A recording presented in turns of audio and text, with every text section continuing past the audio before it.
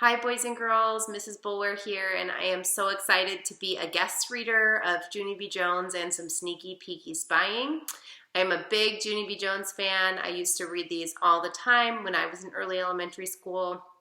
In fact, I used to read them almost every night before I went to bed with my mom. So I'm so excited to be reading this story today with all of you. I've been listening to Mrs. Ollinger read it. And before we get started on our chapter called Squeezy Lips, let's just recap a little bit of what happened in the last chapter, Sickish.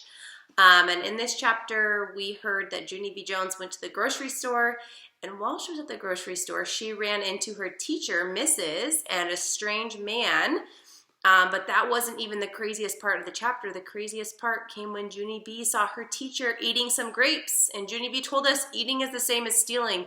And teachers are not supposed to do that because they're supposed to set a good example for the other kids. So I'm sure that that made Junie B. feel all kinds of confused and surprised and shocked and maybe a little bit scared and unsure of what to do. So I expect that today, as we read Squeezy Lips, we will hear how she responds to seeing that happen in the grocery store. And as we're reading, be sure to listen for what Junie B. Jones has the school nurse put on her head in this chapter. All right, here we go. Squeezy Lips. I didn't tattle on Mrs. That's because if I told Mother, I would get in trouble for spying. And if I told the store guy, Mrs. might go to jail. And so I just kept it a secret inside my head, because nobody can see secrets inside your head, not even if they look in your ears. On Sunday, Grandma and Grandpa Miller came to our house for dinner, only I couldn't talk to them that much. That's because secrets are very slippery, and I didn't want it to slip out of my mouth by accident. Why so quiet tonight, Junie B? Said Grandma Miller at the table. Cat got your tongue? My mouth went wide open. What cat, Grandma? Is it the same cat that got killed by the ice cream truck? How come he wants to get my tongue? Did his tongue get squished in the accident? Grandma Miller made a face. Then she didn't eat her roast beef anymore. Mother looked surprised at me. You sure did get chatty all of a sudden. Does this mean you're not mad about the cookies anymore? And so then I remembered to stop talking again, or else my secret might slip out. I squeezed my lips together very tight. And guess what else? Even the next day, when I was on the bus to school, my lips still stayed squeezed. Hi, Junie B, said my bestest friend Grace. I did a wave at her. Then Grace frowned at me. How come you're not saying hi? You have to say hi. It's the rules. Except for I didn't say hi, and so then she called me the name of Big Stinky.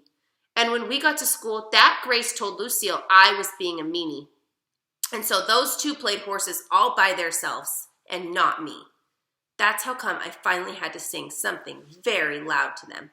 I've got a secret, ha ha ha ha ha, I sang. That Grace put her hands on her hips. So, she said, we don't care, do we, Lucille? Except for just then, Lucille run over to me speedy quick, 'cause she cared, that's why. If you tell me your secret, I'll be your best friend, she said.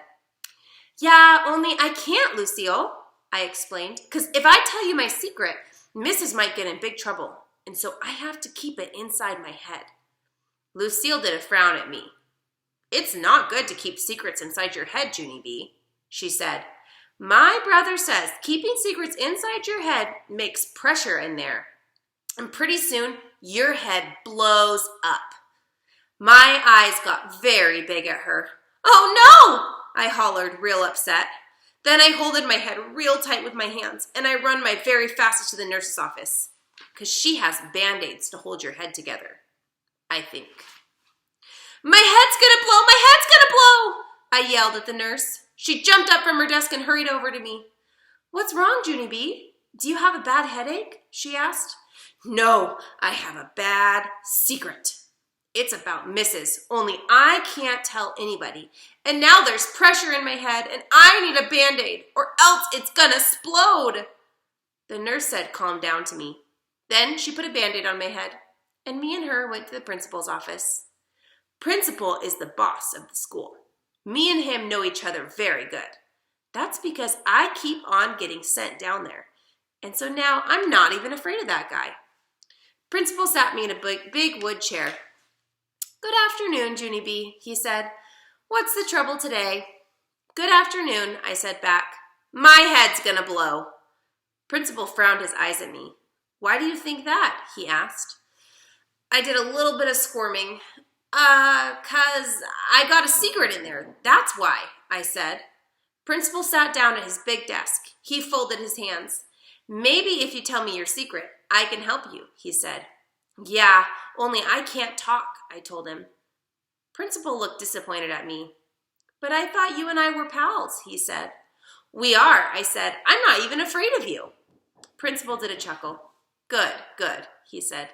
Then why don't you tell me what's bothering you? That's when I did a huffy breath at him. The guy wasn't listening to me, of course. Yeah, only I already said I can't talk, remember that? Because if I talk, then I might accidentally tell you that my teacher stole grapes at the grocery store, and then she might have to go to jail. And so that's how come I have to just keep a secret inside my head. And that's all. I smoothed my skirt. The end, I said. Then I squeezed my lips together very tight, or else my secret might slip out. Only guess what? I think it already did. Oh man, it turns out that secrets are in fact very, very slippery. Well, I hope you paid attention to what Junie B. Jones got put on her head in the nurse's office. If you did, be sure to tell someone in your family about it, and maybe you can recap to someone who hasn't read this story what's happened so far, and they can join you for the next chapter. Okay, thanks boys and girls.